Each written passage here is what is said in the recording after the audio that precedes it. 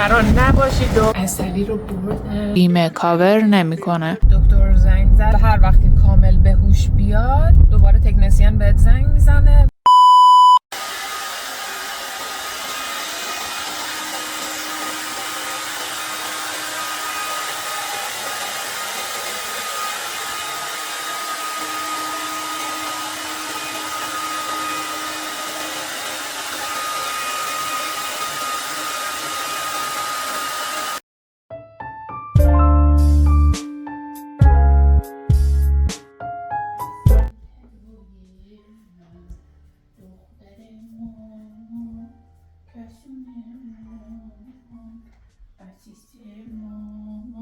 اصل طلای من دخترم اصل.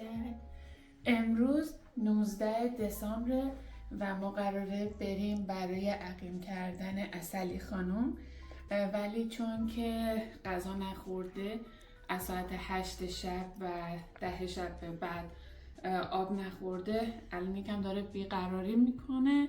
بریم که وسایلش رو زودتر جمع بکنیم تا زودتر تحویلش بدیم، چون 8 باید تحویل دکتر بدیم تا ساعت 5 و 6 غروبم به ما تحویلش نمیدن. بریم که داشته باشیم.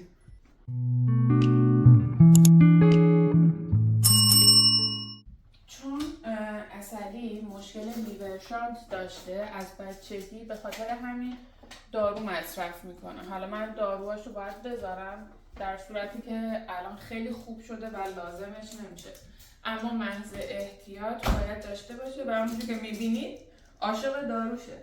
من داروشو میذارم، یکم از غذاش براش میذارم، چون غذای پاپیا رو نمیتونه بخوره، حساسیت میده.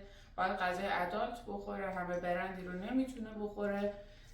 داروشو میذارم، یکم جایزه براش میذارم و یکم از غذای خشکش براش میذارم توی یه بگ و با خودش تحویل دکتر میدم. بریم.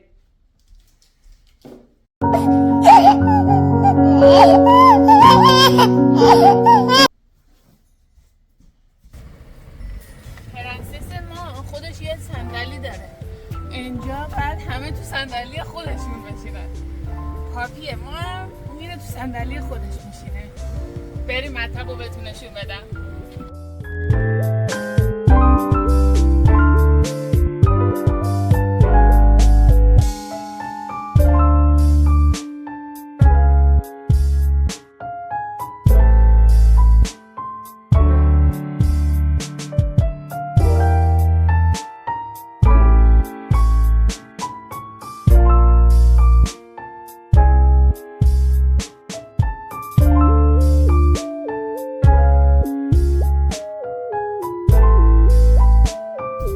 همونطوری که میبینین ما رسیدیم، داریم یواش یواش پیاده میشیم و عسلی خانم رو در جایگاه خودش مشاهده میفرمایید. یکم جیغ جیغ میکنه وقتی میرسیم اینجا، مثل این که متوجه میشه.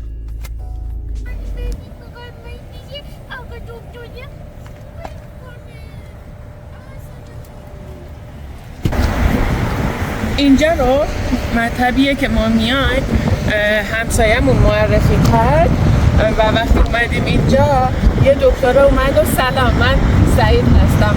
من اینقدر خوشحال شدم، دکترش ایرانی بود و خیلی دکتر خوبیه، مخصوصا وقتی که ما متوجه شدیم مشکل عسلی لیور شانته. خیلی بهمون دلداری داد و خیلی بهمون کمک کرد. تو این پروسه خیلی کنارمون بود. حالا بیایم بریم، الان موقع عملشه و عملش هم چندین بار زنگ زده و نکاتی رو به ما بود.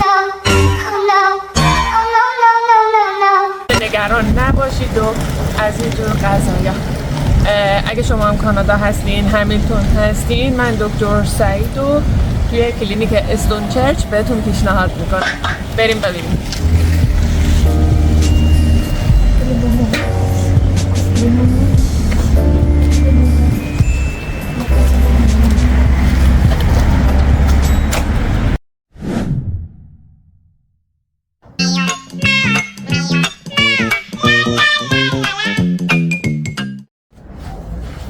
عسلی رو بردن دوستان. الان ساعت 8:20 است و گفتن حدود ساعت 4:45 زنگ میزنیم و به خاطر اینکه هم دکتر سعید سفارش کرده بود، همین که اصلی مشکل لیور شانس داشت، گفت که اولین عمل عسلیه، نگه میداریم تا کامل به هوش بیاد.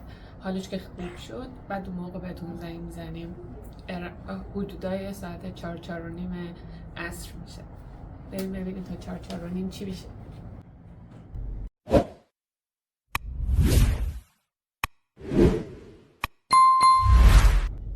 پدر نمونه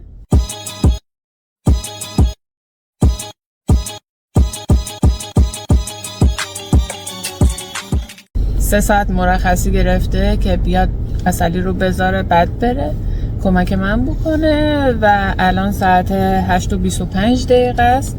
ما داریم برمیگردیم سمت خونه. من برم، باید آماده شم برم جایی، هایرینگ داریم و سینا هم باید بره سر کار تا ساعت 4:45 که بیایم عروس خانم رو تحویل بگیریم. خیلیاتون در مورد کاورج بیمه پت توی کانادا سوال داشتین. خواستم بهتون بگم حداقل توی استان آنتاریو اینجوریه که اگر شما پتتون مشکل و بیماری خاصی داشته باشه و قبل از گرفتن بیمه این بیماری رو جای ثبت کرده باشین، دیگه بیمه در این خصوص به شما کاورجی ارائه نمیده. عسلی خانم رو که گذاشتم، سینا که رفت سر کار، الان وقت تمیز کردن خونه زندگی بچه‌مه. برم پدشو عوض بکنم، خونشو درست بکنم، زمینشو ضد عفونی بکنم، چون وقتی میاد دیگه بخیه اینا داره، خدای نکرده عفونت اینا نکنه دیگه. A few moments later. ساعت 4:39 19 دسامبر داریم میریم عسلی رو تحویل بگیریم. ساعت 11 صبح بود که دکتر زنگ زد و بهم گفت عمل با موفقیت انجام شده. خونریزی خیلی کمی داشته، اصلا چیز خطرناکی نبوده، همه علائم حیاتی کاملا نرمال بوده و حالا هر وقت که کامل به هوش بیاد دوباره تکنسین بهت زنگ میزنه و بهت بقیه گزارشاتو میده. حدودا 1 ساعت و نیم بعدش بود که تکنسین زنگ زد و گفت که کامل به هوش اومده تا ساعت 4:30، یعنی از ساعت 4:30 به بعد هم میتونی بیای برای بردنش. همه چیز اوکی و خوبه، جای نگرانی نیست. چند تا نکته هست که وقتی بخوای تحویلش بگیری بهت میگم. الانم رسیدیم که بریم عسلی رو تحویل بگیریم. قطعا درسته که هزینه پرداختی ماهانه برای هر بیمه متفاوته و خب به طبع اون کاورج متفاوتی رو ارائه میدن، اما خب باید بدونین که این هزینه‌ای که شما ماهانه پرداخت میکنین برای بیمه پتتون، مثلا برای همسایه ما که سگش آلرژی داره بیمه کاور نمیکنه و خب اونا هم بیمه‌ای نگرفتن.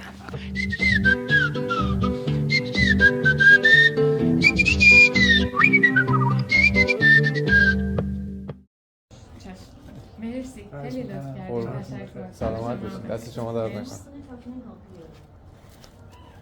دختر مامانو میبینین؟ عسلی خانوم گفتن که تا 14 روز بعد کلا به سر بمونه، فقط موقع غذا خوردن و آب خوردن اینو از سر شکم آزاد کنیم که بتونه راحت غذاشو بخوره، بعد دوباره برگرده به حالت قبل. هیچ گونه محدودیتی برای رفت آمد و بازی و اینجور چیزاش نگفتن، فقط گفتن که کمتر بودوه، ترجیحاً ندوه و همه اینا. بخیه هاشم زیر پوستی زدن که به کشیدن نیازی نداشته باشه. امشب یکم بیحاله ولی فردا دکتر دوباره زنگ میزنه که حالشو بپرسه و دستورات بعدی رو بده. گاباپنتین براش نوشتن که مسکنش باشه و یه داروی دیگه که یادم نمیاد اسمش چی بود و هزینه این عمل با دارویی که دادن مایکروچیپ نمیخواستیم، شدش 770 تا دلار کانادا و همین دیگه. این چیزایی بود که در مورد این عمل بود. امیدوارم که دوست داشته باشین و خوشتون اومده باشه، براتون مفید باشه، چون هم دکتر رو بهتون معرفی کردم هم هزینه رو. اگه تا اینجای کانال، تا اینجای ویدیو اومدین، ماچ به کلتون، خیلی دوستتون دارن و ممنون میشم که کانال رو سابسکرایب کنین، کامنت بذارین، لایک کنین و بفرستین برای کسایی که پت دارن و دنبال یه دامپزشک خوب میگردن یا مثلا در مورد هزینه های عملا سوال دارن و همه اینا. دوستتون دارم. خدافظ.